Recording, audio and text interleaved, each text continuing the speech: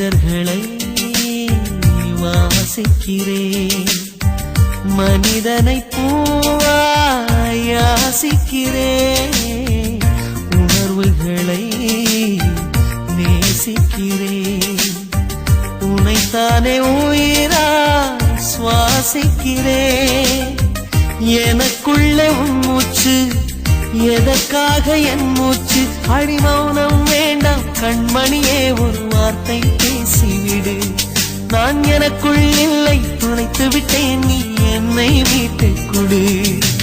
கண்ணுக்குள்ளே உன்னை வைத்தேன் கண்ணம்மா, நான் கண்கள் மூட மாட்டேன் அடி செல்லம்மா, நான் கண்கள் மூட மாட்டேன் அடி